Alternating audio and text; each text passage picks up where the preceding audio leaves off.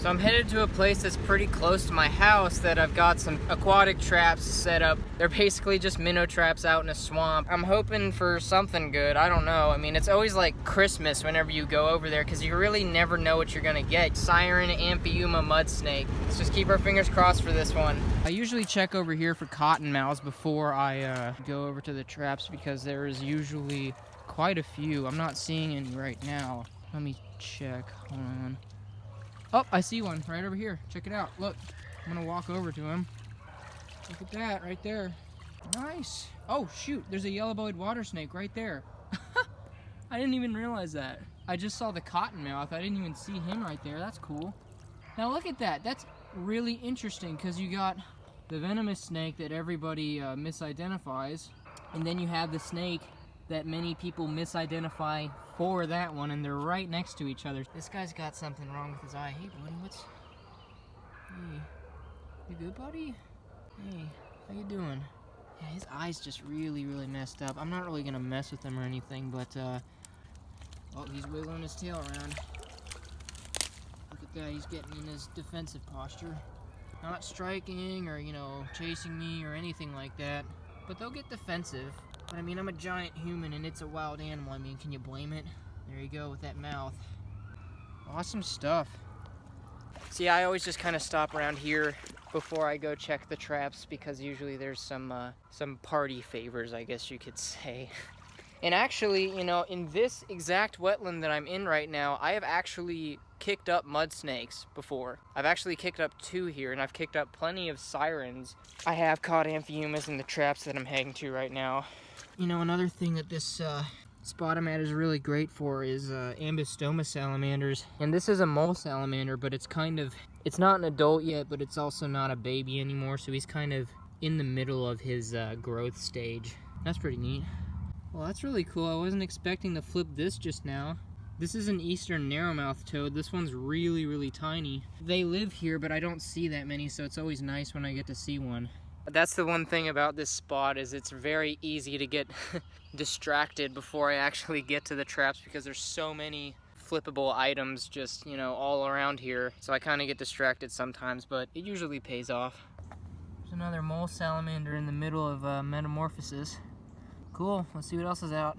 See, now we're kind of getting more into the type of habitat that I'm talking about, you know, that the traps are in. You really gotta just walk through this gigantic swamp.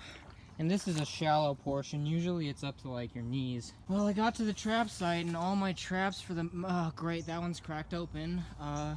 Most of my traps are displaced. I don't know why. I don't know. Just crayfish and a tadpole.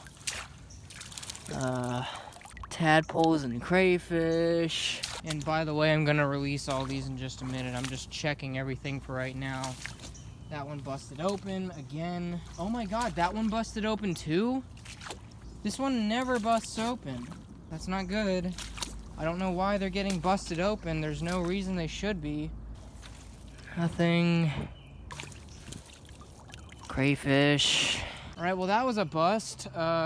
Just to make it clear, not catching anything doesn't really make me mad. I mean, because, like, yeah, you're not always going to have a good trapping day, obviously, but it's like when I come out here and all of these traps that are out in the middle of the swamp, which should not come into contact with any people, some of them are cracked open, you know, when it's almost impossible for them to be, and, like, they're all moved around, even though, like, they shouldn't be. Like, none of them were in the places that I put them originally.